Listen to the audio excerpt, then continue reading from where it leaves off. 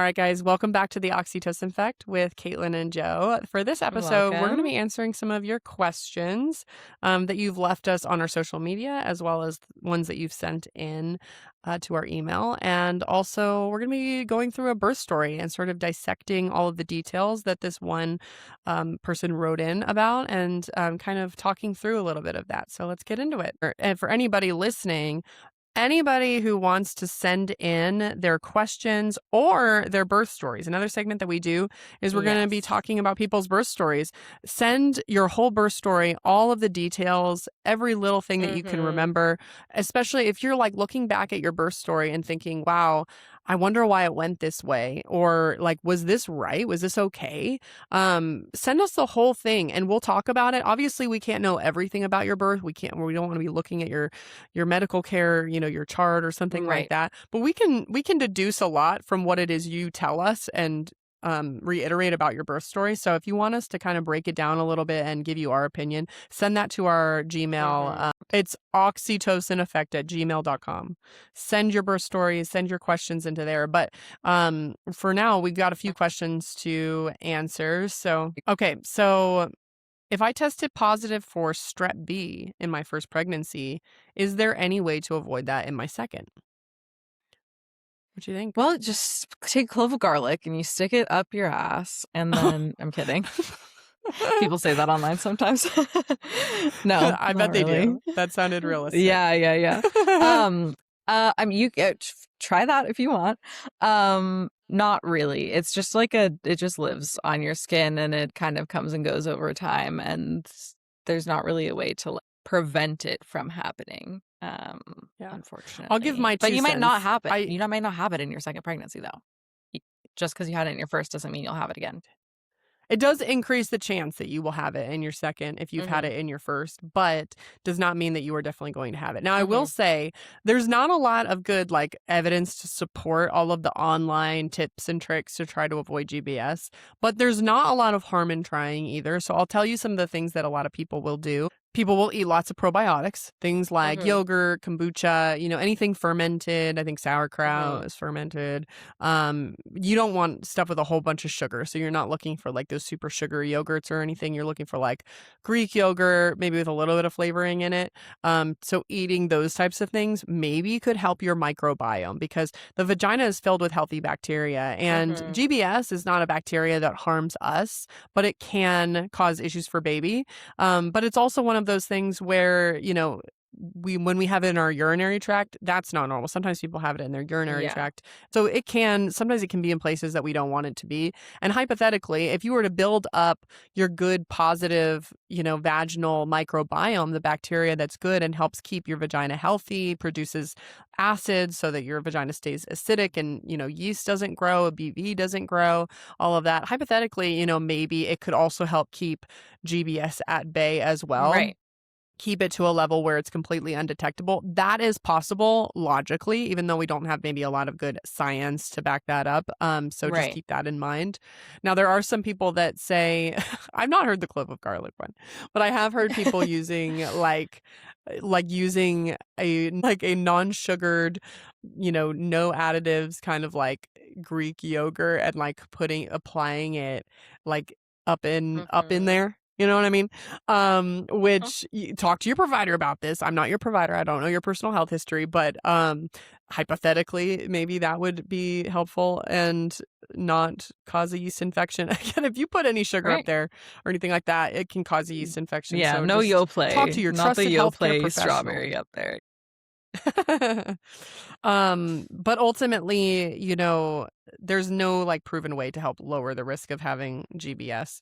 Yeah. And also just know that it's not like your fault if you're GBS positive. Like you're not like dirty or like there's nothing wrong with you. It's not like an infection in the way that like an infected cut or something is an infection. It's not that. It's just I don't like, even exists. test for it when we do vaginal swabs. People are having itching or weird symptoms. It's not even in the panel that I Mm-hmm. use, for any of those infections. It's not, and even with that, like things like BV and yeast and all of that are also not a sign that you're dirty. It just means Right. that your microbiome's been thrown off a little bit. I know it's not fun to have antibiotics in labor, so you could try eating Yeah. the probiotics, taking a probiotic supplement or something like that, and see what happens. But there's not a whole lot of proven ways to Mm-hmm. prevent it.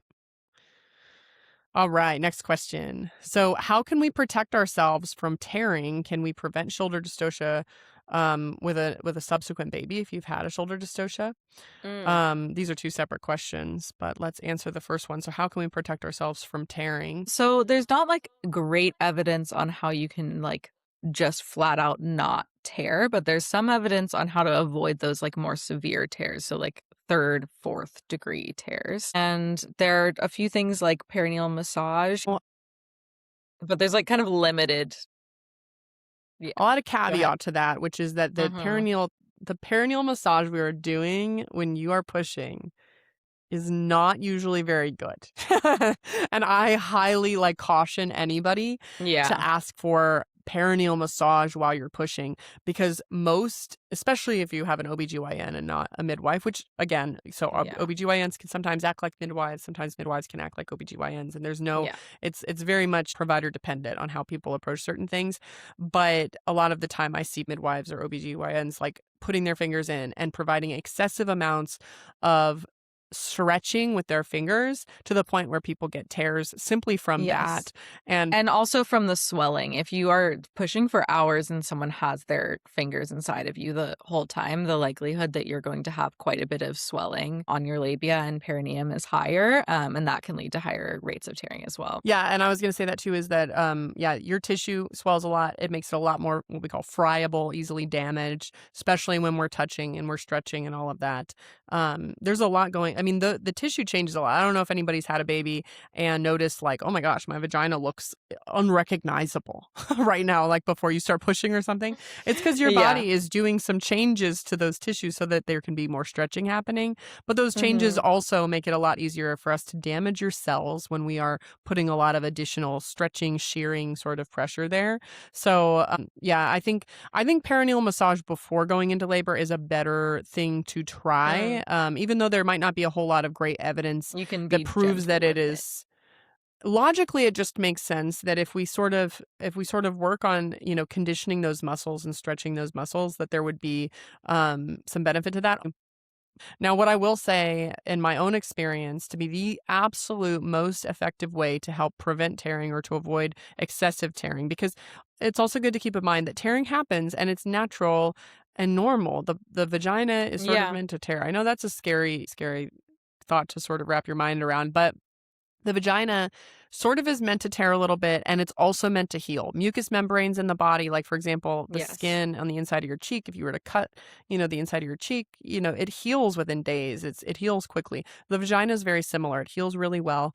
But one thing that I do think can be really helpful is when you're pushing, especially when you're crowning at the very end, what happens is your baby is usually slowly making progress to sort of navigate around your pubic bone. They sort of have to make a sharp sort of 90-degree angle turn essentially to make their way around the pubic bone. If you Google, birth anatomy or something like that, you'll see what I'm Yeah. talking about, that they have to go around the pubic bone. And so what oftentimes happens is we're pushing and baby's kind of doing this two steps forward, one step back And then they kind of like get stuck underneath. under it. And then you're mostly just pushing through tissue. But then if you push So just as hard through the tissue, yeah, so you you can tear. you'll be given it all you got, and baby will come down, and then you'll stop pushing in between contractions and baby will retreat back up.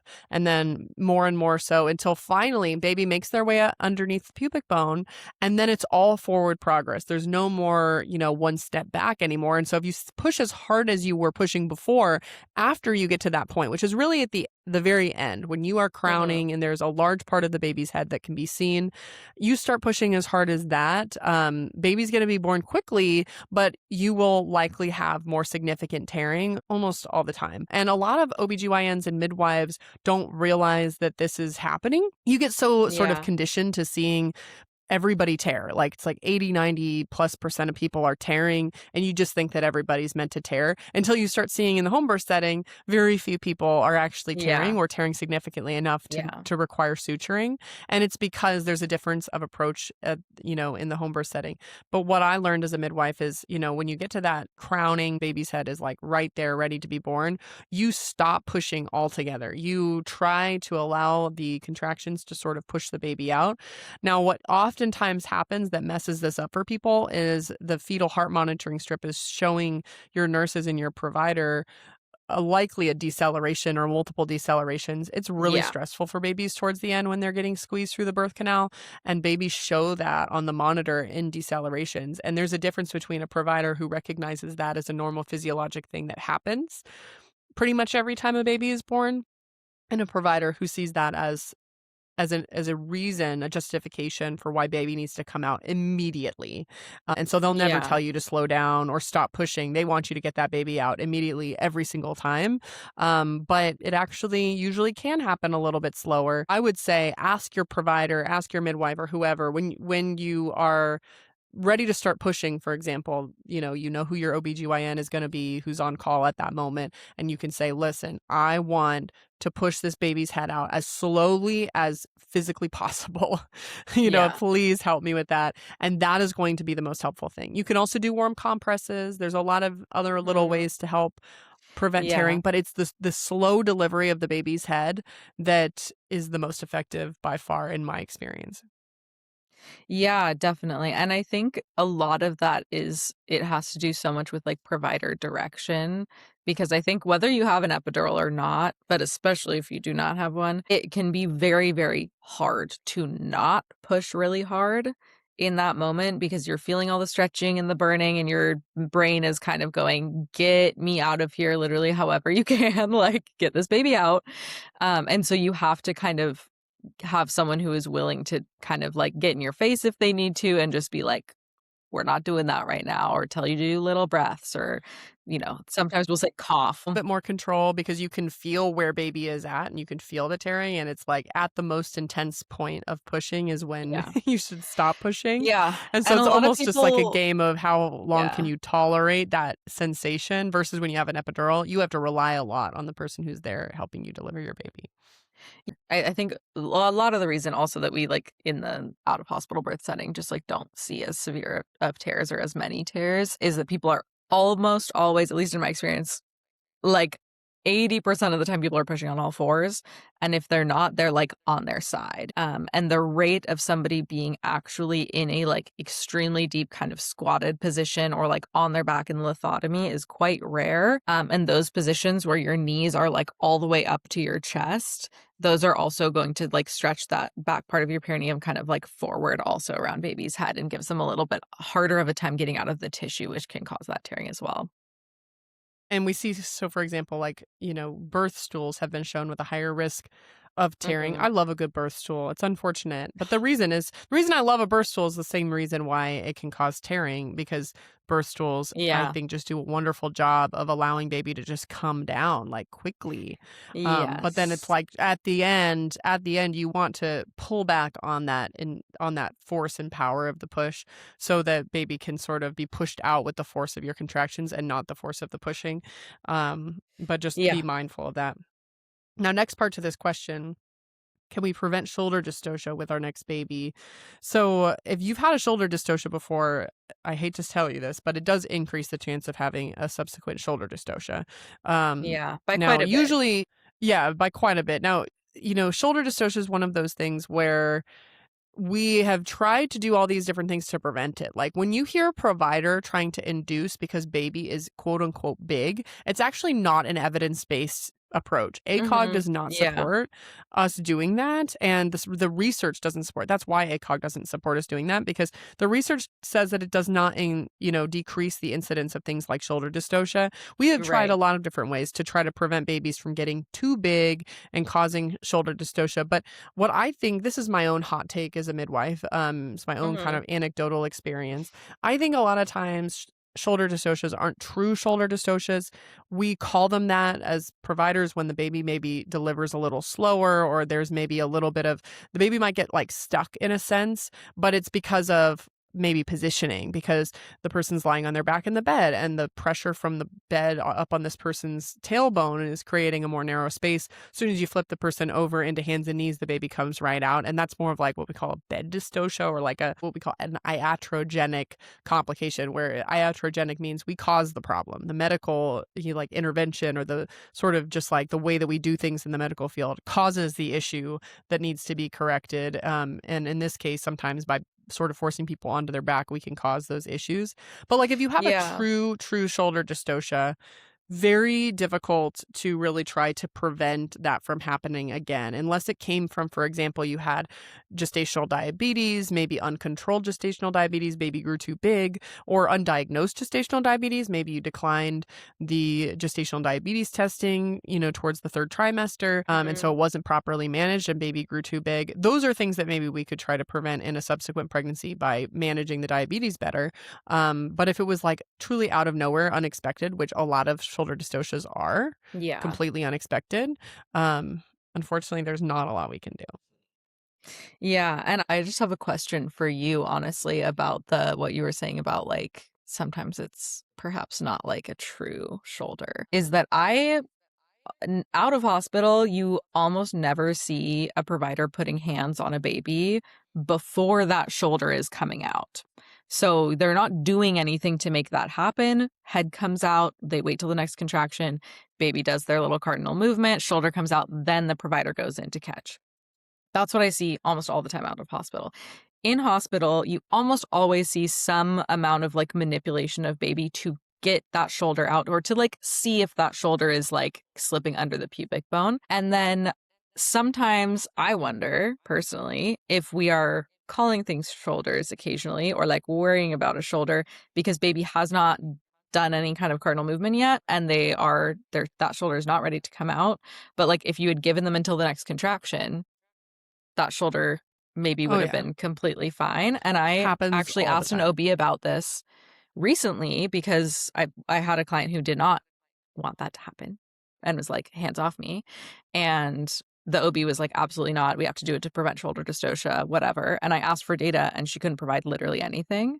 So I'm curious as to if you kind of agree in that sense, or if you're like, actually, there have been some studies No, on so I why we think do that that. so I don't know.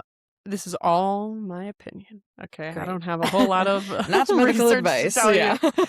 But I suspect that if we did an actual study on this, we would find that so much of the time that we call something a shoulder, maybe it wasn't actually like a true shoulder, Yeah. because you're right. We do a lot of manipulation to sort of usher the shoulder underneath. It's not so much that we're trying to get the shoulder underneath. It's kind of that we're trying to get, position baby in such a way that maybe it allows them to be born a little easier, and to try to protect certain tissues. And I think that Mhm. there is some logic behind it, because the cardinal movements Yeah. are really helpful, but they can be sometimes more dramatic. Some babies are a lot more dramatic with the way that they sort of flex their Yeah. head back. That can cause tearing to the clitoral hood and areas, upwards, the labia and all of that upwards. And so sometimes we try to protect mom's tissues by, trying to minimize that a little bit. But I think Mhm. a big part of the problem is exactly what you touched on, which is this like very much an impatience towards the end. Like, I think a lot of us feel like very, very uncomfortable with seeing a baby's head come out of the mom's body and not having the baby be born very shortly after. And Yeah. I recall an experience I had in the birth center when I was in clinical, so I was still a student.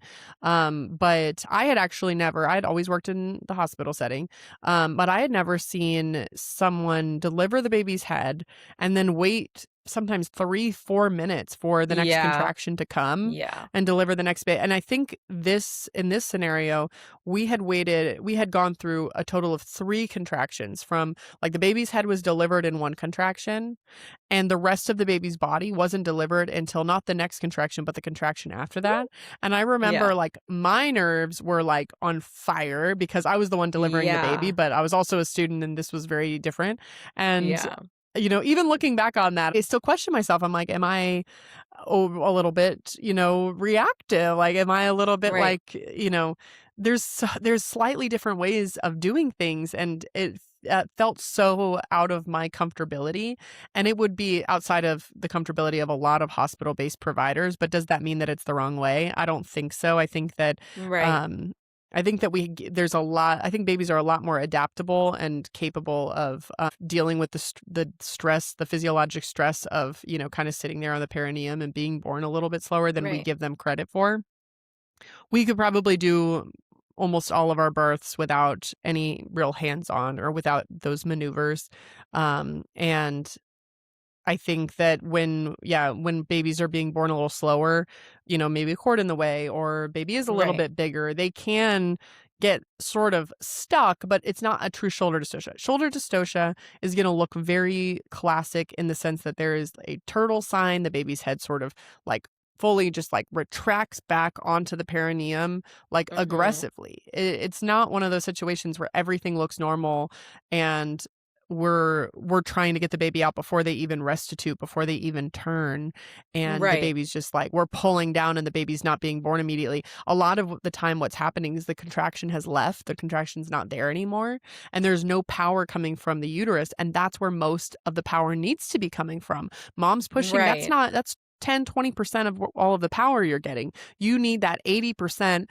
workhorse of the contraction, and so much of the Right. time the baby is crowning up at the beginning of that contraction, head comes out, and the contraction fades before the body comes out. And no provider that I've met that works in the hospital has ever been comfortable with letting the baby sit there till the next contraction. So they're trying to get the baby Yeah. out without any of the force of that contraction. Just to, add some context though, in this person's question, I know that this individual actually had a home birth. So I don't think that the Yeah. shoulder dystocia in this question was miscalled. I think it was Mhm. probably a true shoulder dystocia, or it could have been because of positioning. And I think one way that you could maybe help avoid or limit the chance of having a shoulder dystocia manifest would be to choose birth positioning that is really helpful for opening the pelvis. Hands Yeah. and knees is a really good position to birth in, and it's actually Lunging. the most. Yeah. Did you know hands and knees is the most commonly chosen position to birth in underdeveloped countries, so countries where you might not Mhm. have access to intervention, where home birth and like unmedicated birth is almost just like the only option Yeah. you have.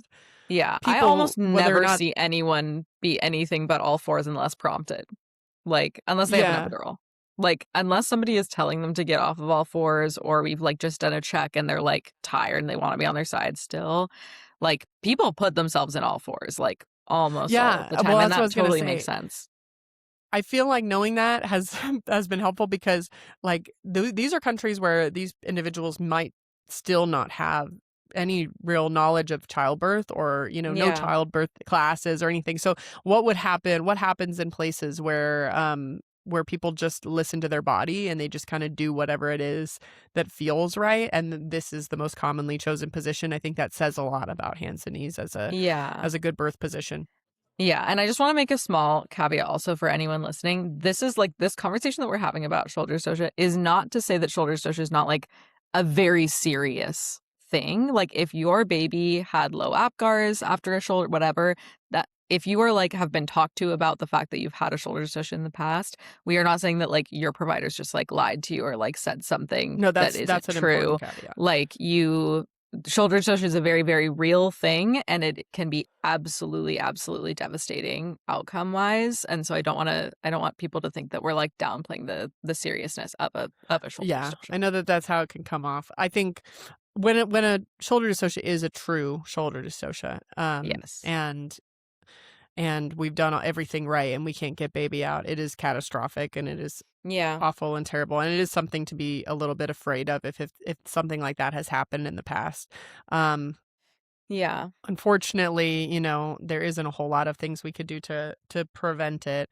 So it's kind of just about, I think, kind of balancing that fear with also a healthy understanding of the fact that for most people it doesn't happen, Yeah. and and Yeah. And also, having your baby in a yeah. safe place with providers that you trust is important for exactly this reason. Yes. Yeah. Well, I was just going to say there is actually something that can help prevent it, which is that it is more common if your baby is OP.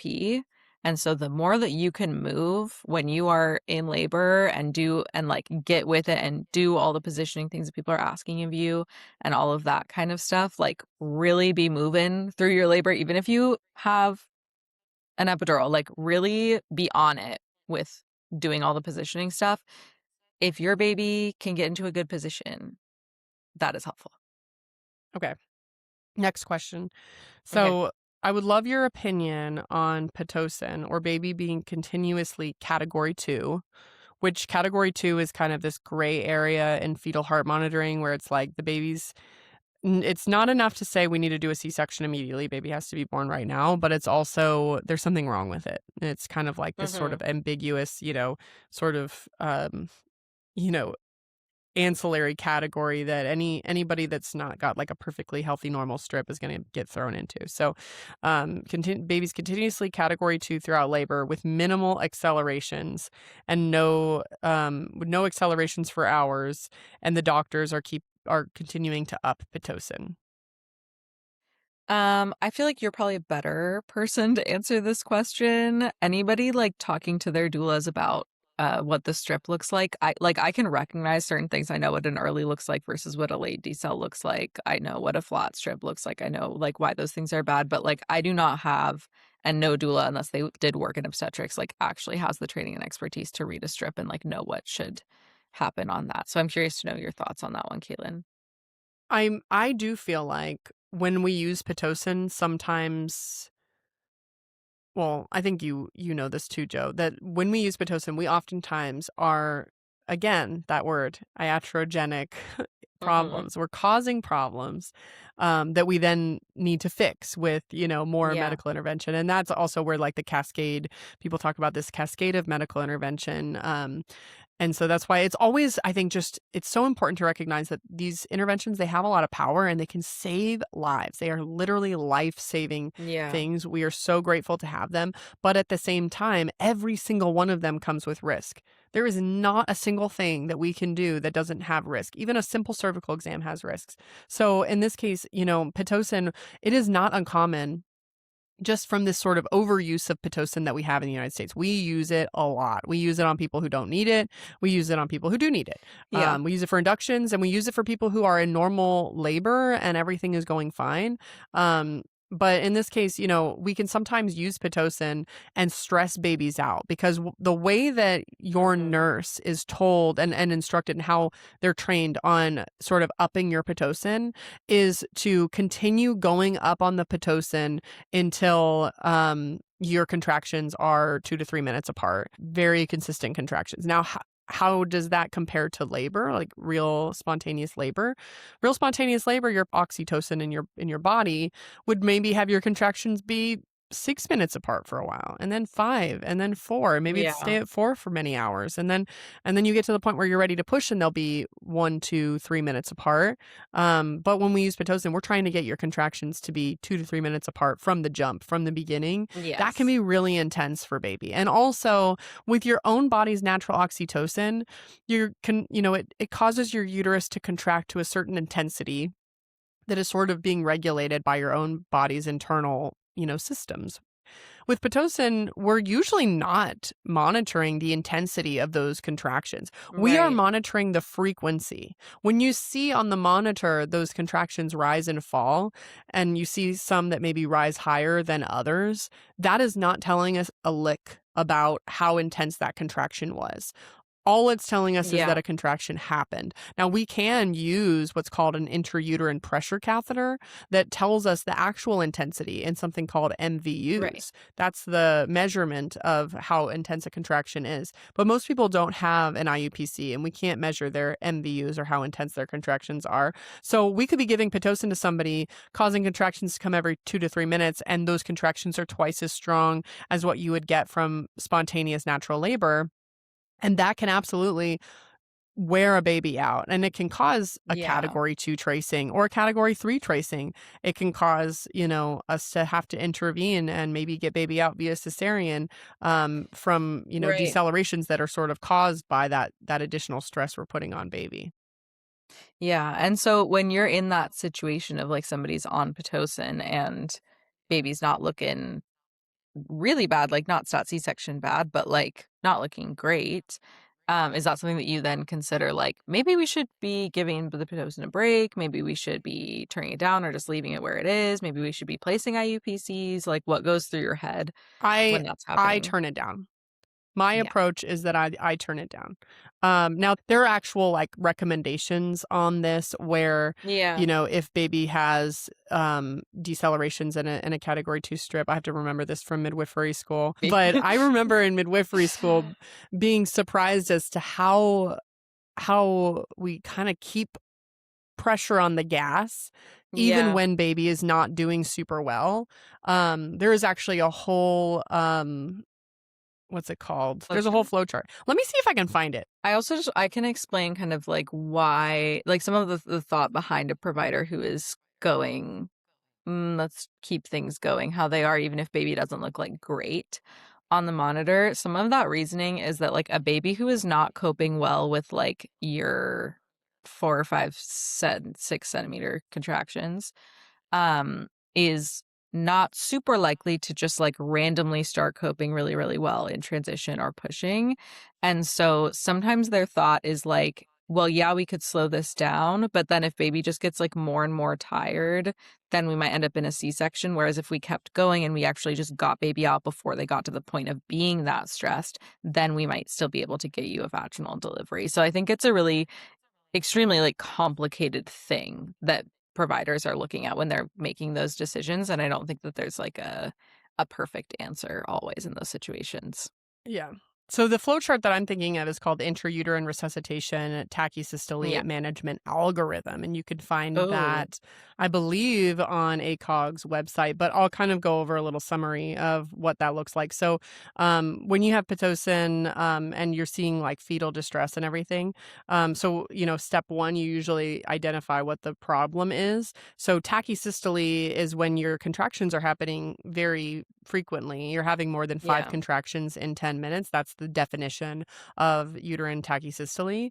Um, or another problem that could be happening is that you're just having what we call a non-reassuring fetal heart rate. So, baby's heart rate is dropping, or you're having what's called recurrent variables, where baby's heart rate's dropping really suddenly and then coming right back up. And that can oftentimes be because of cord compression or something. In this case, the person who asked this question was having minimal variability.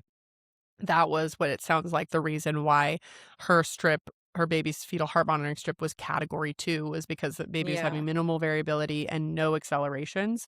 So, first you want, if the fetal heart rate is reassuring, then you could just sort of adjust. You can reposition the patient. You can give them an IV fluid bolus. You can choose to turn down the Pitocin, cut the Pitocin in half. And if you have no improvement in the baby's, you know, how reassuring they look, then you can stop the Pitocin. If the fetal heart rate is not reassuring, there's a lot of issues with it, then you are recommended to stop the Pitocin right away. So essentially, Mm. to answer this person's question, it was probably the provider evaluating and saying, well, this strip is not reassuring enough. And because I can't see it myself, I can't really make a determination. If there was absolutely no variability, Yeah. very little variability, no accelerations, but there weren't, big D cells, I mean, I could see why the provider might make the determination that it was reassuring enough to just reposition or give an IV fluid bolus. But another option to that provider would have been to turn down the Pitocin either in half or to cut it off. Yeah. And personally, my personal preference is to turn down the Pitocin because, Yeah. I don't like the idea of like of us causing the problem. I think that, we don't have to go 100 miles an hour towards Mhm. delivery when we're doing an induction always. I do think that there is value sometimes in like, combining different methods and trying to get the process really, really going, especially early on. There's actually good research to suggest. Um, that, like, really hitting it hard in the beginning is helpful and Mhm. then maybe even backing off later on. But I don't think that we need to be sacrificing babies' reserves because babies have a little bit of extra oxygen in their blood to be able to cope and Right. compensate during labor with the stress, compensate for the stress that they're experiencing.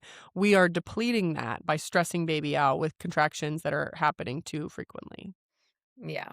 Okay, let's see another question. I have another question somewhere. Great. Um, how do you stop lactating? Um, you don't have full control over it. So some people, even after they fully stop, like, ever expressing anything, even years later, will be able to express a drop or so. It's not like a one-to-one ratio of supply and demand, but that is mostly what it is. So if you're looking to, like, decrease your supply or not have enough that you, like, need to pump or something like that, um, a lot of it is just, like, decreasing the demand on your body. Now, especially if your milk has come in already or if you've been nursing or you've been pumping for some period of time and you have, like, quite a bit of supply, it's very highly recommended to do that very slowly. You can cause, like, inflammation, mastitis, by doing it too fast. So you Yeah. just very slowly, incrementally back off of how much you are demanding from your body, and your body over time will stop making as much milk because it will Yeah. be being led to believe that your baby does not need any anymore. Yeah, exactly. It's mostly about telling your body that your baby's not needing the milk, Mhm. and you definitely don't wanna do it, all of a sudden. You wanna do it Yeah. slowly over time, and sometimes people, will say, like, "I stopped making milk after a certain number of months," or after I went Yeah. back to work or something like that. And oftentimes it is because of the body's ability to recognize when you don't need milk anymore. So, for example, I went back to work recently and I try to pump at least twice while I'm on shift, which is Yeah. probably not enough. And then sometimes patient care it just gets out of control and I'm not able to do it, or Yeah. I'll end up waiting a full, like, not pumping at all in the whole morning. And what I am doing, and it always stresses me out, is I'm telling my body that my baby doesn't need to eat and it's gonna make my Yeah. milk supply drop a little bit, and it does, and it's not immediate. It's gonna be maybe the next day or the day after that my milk supply is a little bit lower. Right. So just keep that in mind too, is, like, if you want, whether or not you mentally want your supply to drop or not, your body is going to respond to the information you're giving it. Yeah. Yeah, and if you're somebody who you're in a situation where you really want your supply to be gone, whether that's, like, somebody who lost a baby or you're somebody who just, like, really does not want to nurse generally, or you don't want the sensory experience of it, whatever it is, um, you there are medications that, you can talk to your provider Mhm. about, and then there's also things like people use steamed cabbage leaves, people use peppermint tea. There's some There's other, this like, ways cream. of decreasing. Mhm. There's cabbage leaf cream. It's called Cabo cream. I met the person who designed or made that. She's actually a former Love. OBGYN. So, Cool. she's a wonderful, wonderful woman-owned business who's actually very sweet and wonderful, and you should definitely, support her business if you know that Mhm. you're going to be weaning and want a little bit extra support, because she essentially creates a cream that has concentrated cabbage leaf enzymes and properties to it Mhm. so that you can apply those to your breast without actually having to go and buy and steam a bunch of cabbage leaves. Yeah. Um, and well supportive, sort of bras, restrictive bras can be helpful too. So some people will bind their chest a little bit, provide a little Yeah. bit of that extra support, and that'll help. Um, and then cold compresses. So, that can be helpful Yeah. too. Instead of warm, you want to be doing cold if you're trying to get your milk supply to go down. Mhm. Great. Okay, I have what seems to me, I've not actually read it yet, but it looks, to be Okay. a, birth story. Um, Alright. so let's Let's do let's it. go over it and let's see, what we think is going on with it. Great. So I was in labor for 26 hours. After my epidural, my contractions stalled, so I had to get Pitocin to get my labor progressing more. They ended up having to break my water. I'm pretty positive my epidural failed. I was in so much pain, I was blacking out. My son never Oh. dropped to the correct station in my pelvis, so I pushed for an hour and a half, and his head ended up getting stuck on my cervix and was rocking in and out of it. They had to go and stretch my cervix around his head. Then they realized my perineum was too small to deliver his head without severely tearing, so I ended up with a complete episiotomy. They lost his heartbeat, so he had to get a monitor put on his head. He was fine. His head was 10 centimeters and way too big for my anatomy to deliver without assistance, but he ended up great after being delivered. I had some complications of healing from the episiotomy. An internal stitch ended up poking a hole to the outside. I still have some issues from it 13 months postpartum, but we are happy and healthy, so that's all that matters in the end. There's a Hmm. lot to unpack there. There's a lot. There's a lot to unpack there. You want to say something first? Yeah. Yeah, I think the first thing that, well, the first thing that I'm just thinking about right now, just because it was at the end, was your experience of this birth does matter. You don't need to, shrug off your feelings about it or any questions you have about it or trauma that you feel from it just because everybody's like healthy now. Like that doesn't mean that the Yeah. experience that you had didn't matter. It's such a common thing that we do, and Yeah. I think women do it in a lot of different ways. I think we as women are expected to maintain a pretty face and be happy about things that we are rightfully okay with not like it should be okay to not be happy about. Yeah. Like I feel like it's the equivalent of like saying how you feel, and saying something that you feel strongly about, and then being like, does that make sense, or is that okay? Yeah. As a way of like sort of softening what we said before. And sometimes we tell our birth stories and we describe what sounds to be a terribly traumatic and difficult experience that has, in this case, left like real problems behind. And then as a way of sort of softening that so that it doesn't sound like we're not grateful for our baby, and for the fact Yeah. that we're alive and all of that, we have to go and, say, well, I'm happy the baby's happy and healthy. And so I understand the psychological need to feel like you need to soften that. But I also think it's really important to recognize that when you have a birth experience like this, you have lost something. You've lost, you're grieving something, Mhm. maybe something that you had pictured before, grieving whatever, complications you are having to deal with now. You're grieving the Yeah. days when you didn't have to worry about those issues. And it is fair to be upset, and, you know, it's okay to cry about it. It's okay to not be okay with it. Right. Yeah, definitely. Um, So go yeah. I ahead. mean, other things just to touch on and feel interrupt whenever you have something to say. But I think that there's an expectation that a lot of people have to like be in labor for like 12 to 15 hours. 26 hours for your first baby is like very normal. That's like a super, super kind of like standard length of labor, especially if you're counting like from when contractions started. That's super normal.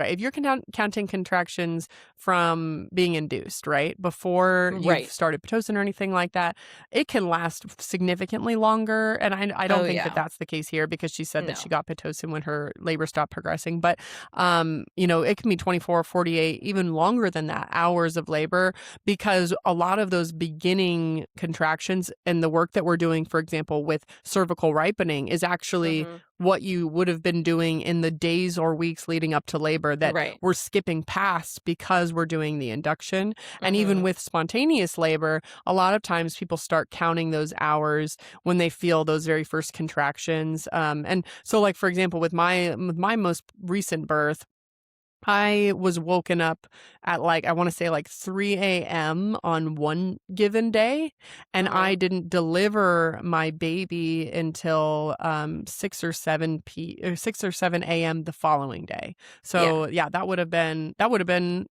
how many hours is that? 24, 5, 6, 7, 27 hours. 27. And Yeah. So that's like that was after I had already had a vaginal birth. So, but that's the right. thing, is I don't actually count those first, several hours. I went to a job interview while actively contracting 8 minutes apart. During that day, Yeah. I cleaned my whole house. That's right. I set up a bunch of stuff for baby. I made TikTok videos. But it wasn't until probably like, I want to say midnight, when I got woken up. I was able to sleep for a little while, and then I got woken up at midnight. And it was from midnight that night Yeah. that I would call that real labor. Before that Yes. was like a pre-labor, prodromal labor type situation. So it's also a big question mark as to, when are we starting to do the counting? But if we are Yeah. counting from those first contractions, 26 hours is not, it doesn't necessarily mean that it was super abnormally long labor, which I Yeah. think is going to be Yeah. important to note for the next part. You can continue what you're saying. Yeah. Yeah. And then the next part I was going to address is that like it's so when we're looking at like the data and we're seeing like does having an epidural actually slow down your labor or not? Theoretically, no, they don't like actively make your labor slower. But what I will say that I definitely see, and I'm sure that you also see, is that if somebody comes in early labor and they are in a lot of pain, the activity and the tension and the like cortisol and the like everything about that sensation and experience makes your contractions kind of like pick up and be like, oh shoot, okay, we're going. And then if you relax, they will space out. And so that happens when people get in the tub. Like you'll hear midwives in out of hospital births or like places where you can do water birth kind of be like, let's wait a little bit until we get in the tub. Or even use the tub as like a test to see if you're in active labor, because if they slow down when Yeah. you're in the tub, it's probably still early labor. And I think the same thing applies to epidurals, right? If you completely relax, you get a bunch of fluids in your system, like all of these things, we can start spreading out contractions a little bit. And so my guess is that it's not like you got an epidural and your contractions were just like gone. My guess is that they just were closer together before you got it, and then your body relaxed and you had a bunch of fluids and you were fully hydrated, and then your contractions spread out a little bit, and then they Yeah, were like, oh, let's I use Pitocin to bring them closer. I do feel like epidurals can space out contractions, Mm-hmm. a little bit, just like from my own anecdotal experience. And I do think, we have research like what you said that tells us that, well, contractions, or not contractions, but that labor isn't lengthened by the use of an epidural, with the exception of the second stage, which is when you are Yes. pushing, right? So that Yeah. we do know that it does lengthen the second stage of pushing, Yeah. for a variety of reasons. But the first stage, we don't have good evidence to support that it lengthens that stage. I do think part of the reason for that is because we use Pitocin a lot after we do an epidural, because we Right. see those contractions spaced out. I also, what's a lot of what's happening too is like what you said, we have a delusional effect that's happening when your blood vessels dilate significantly, which is why we have, a huge drop in blood pressure. A lot of times Yeah. people's blood pressure drops really low, and it can even be dangerous. And that's why Mm-hmm. you have to have fluids being infused before having an epidural, because fluids helps to sort of fill those, dilated blood vessels so that your blood pressure isn't just like in the toilet. And so what's happening is your blood is getting diluted, and your blood vessels are dilating to the point where oxytocin is also being diluted, and your body can respond to that Mm. by fewer contractions, or less strong contractions. So it absolutely can Yeah. happen. Doesn't always stick around. Oftentimes contractions can come back. You can pump and Yeah. sometimes bring your contractions back. But in this hospital system, it is really common for us to use Pitocin to get things progressing more. Yeah. Um, so they ended up having to break my water. So maybe that is because the Pitocin wasn't quite working, or maybe it was just a good Yeah. option at the time to kind of get contractions to continue, especially with your own sort of Mm-hmm. natural prostaglandins, to try to get Yeah. those contractions back on track.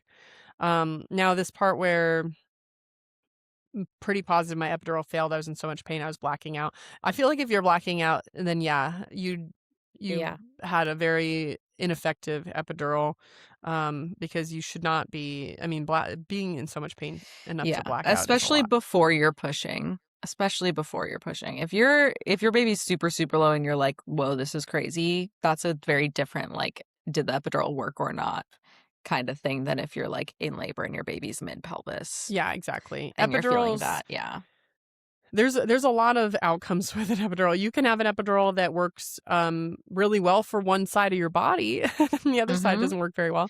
You Or can have really an well epidural for that just pain and then like you can't push. Like they're not the yeah, most exact you can things. have an epidural where the medication just doesn't have quite as strong of an effect on you. Maybe you just have a high tolerance for pain medication. And so, Yeah. you likely in those situations, you have an epidural that's helping with a lot of the pain, but maybe you're experiencing 20% of the pain that would ideally be blocked by the epidural. And that can feel, especially to somebody Mm-hmm. who has not had any childbirth education or practice coping with that kind of pain, Right. that can absolutely feel like the epidural did not work at all, because Yes.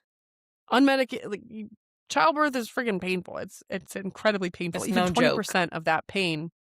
Even 20% of that pain can be really intense. But if you're at the point of blacking out, yeah, there likely it did Yeah. either completely fail or failed significantly more than what I Yeah. tend to hear about. It's much more rare kind of failure if you're at the point where you're blacking out. And like what you were saying, it is Yeah. really common for people to have a working epidural, and the contraction pain there, they get almost complete relief, and then baby is crowning later on after pushing, and then it feels like the epidural wore off. But in reality, it's the fact that the lowest sort of sacral nerves are not being well sort of bathed in Yeah. the pain medication. It's hard to get those really thick nerves to respond to the pain medication, that has to sort of get all the way down to the bottom of the spinal cord.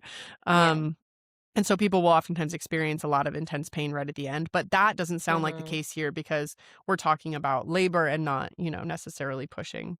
And then I think the next thing that I was thinking about is that you said that you like your baby wouldn't come down, you pushed for like an hour and a half, and then like baby was getting stuck on your cervix. And my guess is that what this person is describing is what we would call like a cervical lip, Hmm. which is like a little Or just a piece of not fully cervix. dilated Yes, cervix. or just not fully dilated. Yeah, which maybe you were like just pushing on a cervix that was not fully dilated. That's what Um, I suspect. yeah.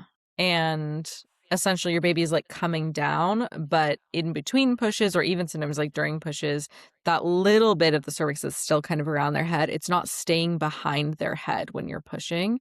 And so often providers will help with their hands to like literally physically push that lip behind baby's head and then keep it there after a contraction. So my guess is that you either were like pushing prematurely or you just stayed at 9.5 for a long enough time that they were like, let's just try and push past it. Yeah, and that's a really common thing that we do. When we do a cervical check-in, it's like we're checking to see if you're fully dilated. What we're looking for is for there to not be any cervix that I can feel when I'm doing your Yeah. cervical check. If there is a cervix that I can feel, then it means you're not fully dilated yet. And sometimes I won't be able to feel cervix anywhere around the baby's head except for just on one side, in front of the baby's head, or maybe towards like the pubic bone, towards like, your belly, versus more towards your spinal cord, towards the back. Hmm. We have different words for it: anterior, posterior, cervical Yeah. lip. But essentially really what it is, it's your cervix being like 8 or 9.5 centimeters dilated.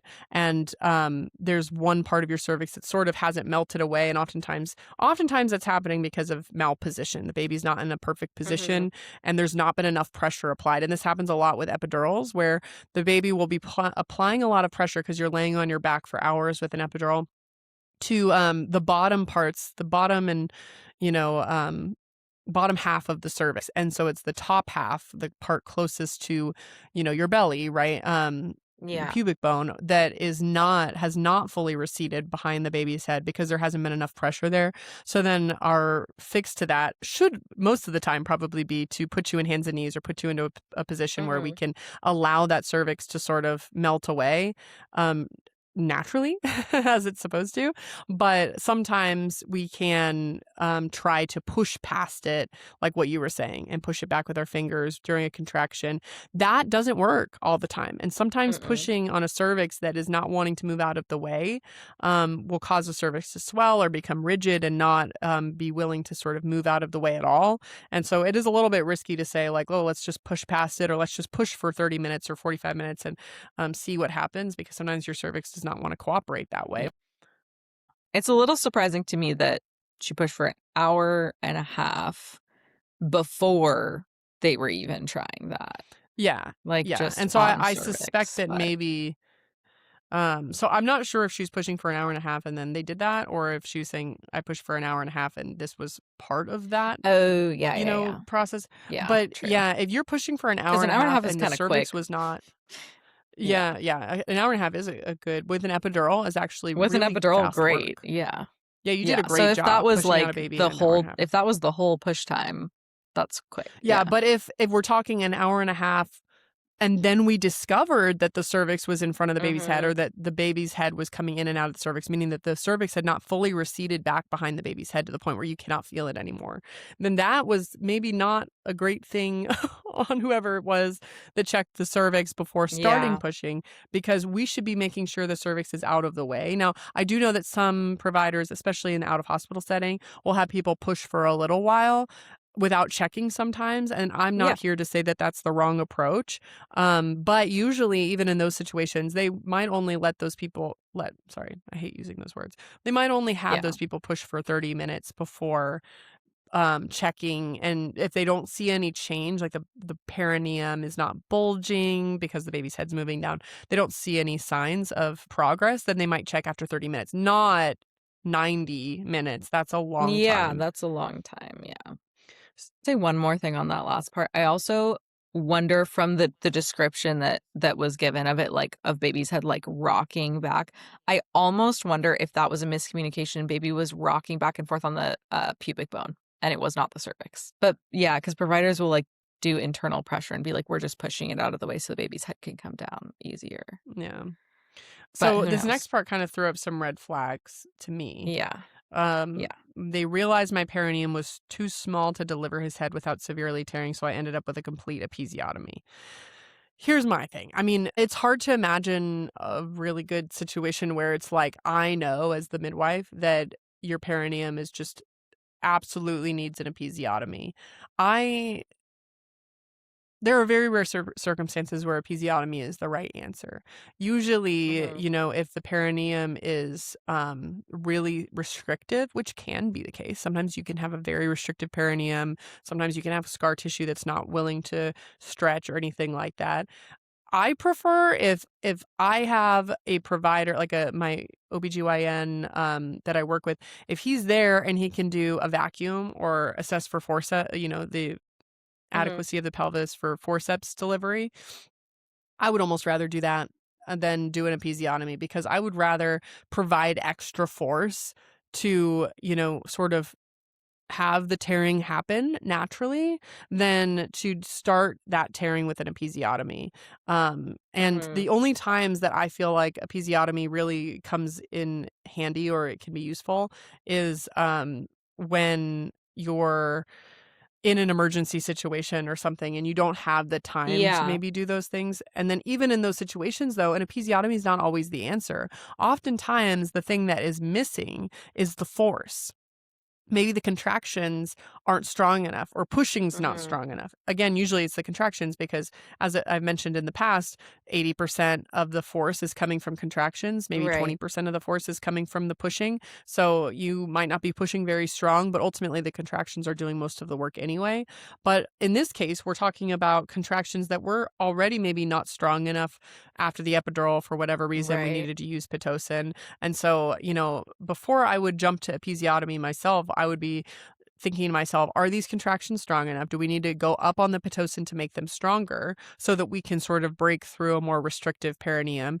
Or do we need to consider a vacuum or forceps to provide a little extra Yeah. oomph and make it stronger in that way? Because sometimes doing an episiotomy, it only provides a little extra room right at the exit. It's not going to provide Yeah. extra room throughout the whole birth canal. It's really just going to be right there at the perineum. So, I mean, it is Yeah. certainly So if possible. I'm baby's definitely not like, here to yeah. criticize.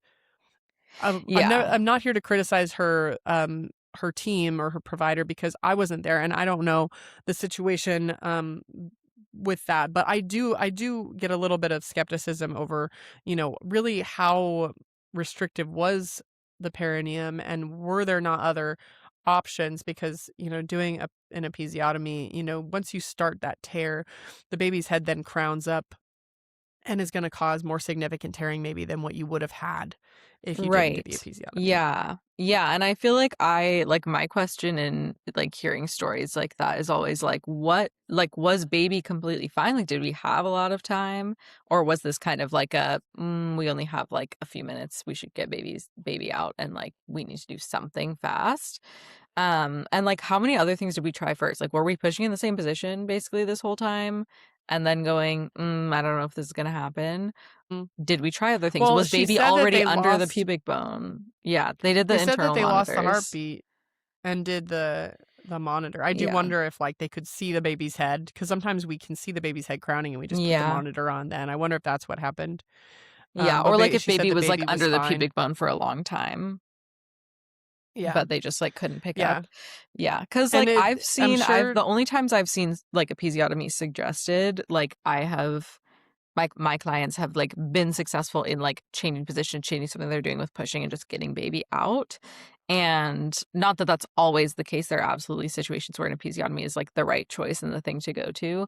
But it does make me wonder sometimes like how often is an OB gonna do that instead of, or a midwife do that instead of being like, let's get the squat bar out and do tug of war. Like, let's try something Yeah. different to get you some different power, get baby in a I little bit of mean, a different angle. personally, I look at episiotomies as sort of an emergency intervention Yes, more than totally. anything else, because there are Totally. so many other ways. There's, like what you're saying, sometimes we just need to be a little bit more patient and we need to spend more time stretching the perineum by pushing baby down a little Mhm. bit further. And when mom runs out of steam is the correct answer of like, well, mom's really tired and isn't able to push as hard, is the correct answer to make a tiny bit more space at the very opening where it's not going to affect any, like the rest of the squeeze is still happening. The rest, all of that resistance that mom has been fighting for an hour and a half or longer with every push, you're not relieving any of that except for at the very, very, very end. Yeah. So what makes more sense usually to me is if we really need to add a little bit of extra force, we need to be considering, an assisted delivery more Mhm. so than an episiotomy. Um, but again, Yeah. I wasn't there, so I can't judge fully, but I can say that we do overuse episiotomies 100%. And then so moving on to the next part here, so had some issues healing from an episiotomy. People tend to when you Yeah. have muscle like tearing. It sounds worse in theory, but muscles are fibers. You can kind of think of them as an interwoven sort of network of like long fibers, right? When we cut through those fibers, it is hard for them to heal back together. With muscle fibers are long cells. They're long and they're sort of like interwoven connected. And so if you try to like cut through that with a scalpel versus letting those long fibers sort of come apart and tear naturally, the fibers then can come back together a lot better than if you make a straight surgical type of incision with scissors, for example, in this case. So I think that when it comes to, well, I had difficulty healing after an episiotomy, yeah, that's going to be a very common experience. And Mhm. that's one of the reasons why I have I don't have a lot of grace for episiotomies in general, because Right. we used to use them a lot. They fell out of practice for the most part. We Mhm. used to use them on almost everybody back in like the 60s and everything, but we learned our lesson, and yet we still see them overused, unfortunately. Not as much as before, but way more than I think that is needed. We have other tools that we can use most of the time that are going to result in Mhm. a better outcome. So she kind of moves on and talks about some complications from not just healing from the episiotomy, but an internal stitch that ended up poking a hole to the outside. This is a fistula. I think what she's describing is called it's a fistula. Mm. What do you know about fistulas, Joe? Not very much. Well, my very first ACNM conference, ACNM is Okay. the American College of Nurse Midwives, and I went to a seminar on fistulas and it wrecked me. It was like, I was like, I will never give someone a fistula because it is Mhm. just a terrible thing to do to a patient. Sometimes, Yeah. and this person's story that was talking at ACNM was talking about a fistula that was caused by suturing.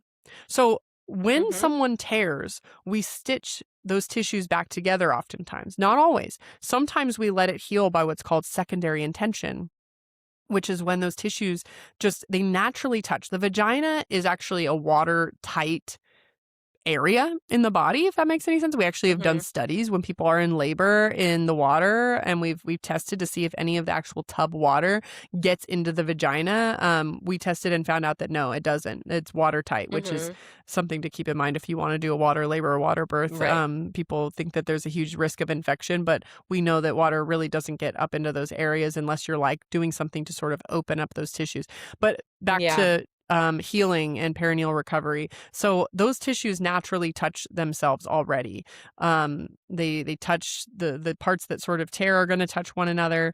Some of those parts that tear might touch other parts that tear. So there is a little bit of a concern of parts that aren't supposed to heal together, accidentally healing together. So keep that in mind. But for the most part, not everybody needs suturing. And what we learn in school, at least in midwifery school, in my school, is that suturing can sometimes add more trauma. We're Mm-hmm. poking new holes, right, into your tissue Yeah. that's already been damaged with swelling and with pressure and, the birth of the baby already. So sometimes, especially if you don't have really good tissue quality, which if people don't eat a lot of protein or don't have a great diet, sometimes your tissue quality can be kind of bad. Mm-hmm. And tissue can maybe not withstand the pressure of those stitches going through them, and then the suture material will actually come through the tissue and cause more damage.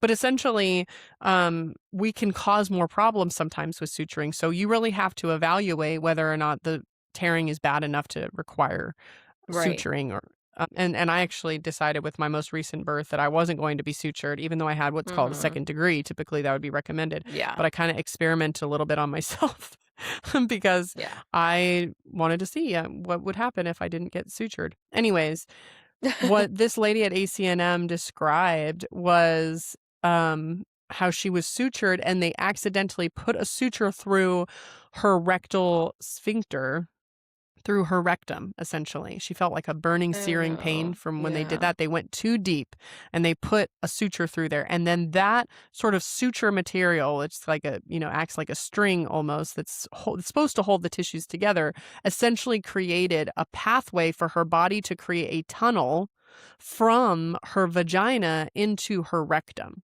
And that is a fistula. A fistula is any like Yeah. sort of opening that connects two sort of body cavities or two spaces, right? So she had a fistula going from her vagina into her rectum. And what ended up happening is she was having leakage from her rectum coming into her vagina and then leaking out into her Mm-hmm. underwear. And it significantly impacted her life. It was a totally normal, Yeah. completely, unproblematic birth. She went unmedicated. She did, quote unquote, everything according to her plan, everything right, Right. did nothing that would have predisposed her to having this happen. But now she's living with, these complications. And so it sounds a little bit like that's what happened here, but not into the rectum, but more from the inside into the outside, where a stitch Yeah. was poking through and sort of poked a hole through her tissue to the outside. So this is a good example of what we've been talking though about risks that you might not even realize are there. Yeah. Totally. Nothing comes without risk. Even suturing a laceration that quote unquote needs to be sutured Mm. has the risk of causing more damage. And she says she's still having issues from it and she's 13 months Yeah. postpartum. So overall, Yeah. this is a really hard birth story. I mean, I mean, I can't call it traumatic because it wasn't mine, but I would not Yeah. blame this person for saying this was a very traumatic experience. And the fact that she's still carrying the weight of these complications, 13 months postpartum Yeah. is just kind of heartbreaking. Yeah. Yeah, and I think it's important to hear that like these things can happen no matter what like decisions you make or whatever they needed to do, right? There's a possibility that like some of these things that happened did not need to happen and that is horrible, but that's not on you. You did not have the ability to know exactly what every single person should be doing in every single scenario. You were in labor, you're in a vulnerable place, like we don't know. And then also there's a possibility that like this is absolutely what like basically every medical professional would have done in those situations and that there were just things that maybe we're not aware of or that weren't well explained, and that everything that needed to happen really did need to happen, and none of those things are like your fault or caused by Yeah. you just like not knowing enough, not making the right decisions, whatever. These things happen and it is unpredictable. And I don't want anybody to walk away from their birth thinking that they should have done XYZ. At the same time, I think it's also fair to say that there are things that could have been done better by your Mm-hmm. care team.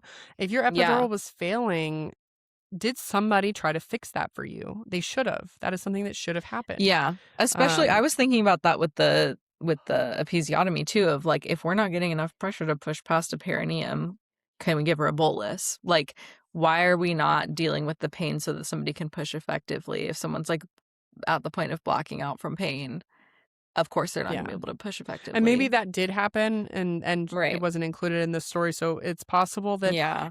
this story, it's hard to know if the care team was really doing their absolute best. Like, it could have been the case where every one part of this was, the care team was trying and Mhm. really trying to give her the vaginal birth that maybe she wanted and all of that, but it doesn't always matter, what our intentions are. Um Yes. Sometimes we can still miss the mark. And it's okay to admit that. Sometimes I miss the mark, I'm not perfect. We Of all course. um do our best, and sometimes we got a lot of patience. We've been on call for a really long time. Mhm. But ultimately, I think, for this individual, I think it's okay to look at this experience that you have and be disappointed in a Yeah. lot of the different parts of it. I think it's also reasonable for people who have an experience like this to say, "I don't wanna do this again. I don't wanna have kids again." Maybe you wanted Mhm. more children or something, and maybe this changes your feelings on that. I mean, it's very sad if that is the case, but I understand why, Mhm. an experience like this can really leave a mark on you. Yeah, and I think, like, on along that line, if you are someone who, like, you want more clarity, or maybe you want to get pregnant again and you, would like to understand what happened and, like, how to prevent it this time, I think having a, like, extremely frank discussion with the team that you were with before, or even with, like, a new practice, and then getting your notes and, like, actually walking through what happened, and what they can do to perhaps prevent some of the things that happened to you in this past birth. I think that it can be extremely enlightening, and like understanding what another doctor's take on it is. But then also often it can be really helpful to know, like, oh, there are XYZ things that like we can do to prevent it, that we can do to make this thing less likely. Here's how it will be communicated with this time. All of that is a possible conversation to have. Yeah. At the end of the day, and this is what I tell my patients all the time, difficult traumatic birth experiences or just an experience that went differently than what you wanted, that, you know, some people, their birth experiences go very differently than what they wanted, and they're perfectly happy with them, and they don't feel like they've Yeah. lost anything. But if you feel even just a little twinge of loss, that is grief, and that is something that needs to be grieved. And how do we Yeah. grieve? We talk about it. That is how you grieve. Mhm. Really, a lot of anything in life is you have to acknowledge it. You can't run away from it. If you try to run away from it, it's going to tackle you at some point. It's going to Yeah. chase you down, and sometimes it tackles you in your subsequent labors or your subsequent births. So the best thing that you could do for yourself, if you had your labor go differently than planned, and is something that's weighing on you or that has caused you any type of emotional distress, that means it is telling you, your body and your brain is telling you that you need to grieve it, you need to talk about it. And Yeah. so this is another good opportunity to remind you guys that you can send us your birth stories. We'll talk through them on Mhm. here, and that might be another, typing it out to us and, sort of, Yeah. Way of processing. hearing us chat through it. This is a good way of processing it. Yeah. So, thanks for sending that birth story in. All right. Those were some great questions and really wonderful birth story. Thank you so much for um, sending that in and letting us talk a little bit Yeah. about your birth story. I know it's a little sensitive to bring up, especially and maybe Yeah. a not so positive birth experience, but we appreciate it. Yeah. And Yeah. Thank you for yeah, like the vulnerability to be able to kind of share your story and your words and even your questions for us to answer. So, again, if you guys have any others, or if you want to send in your own birth stories, please send that to oxytocineffect@gmail.com, and we will sort through them and answer some more soon. But thank you for being here, and good to see you, yeah. Caitlin, and we'll see you soon. Bye bye. See you soon. Bye.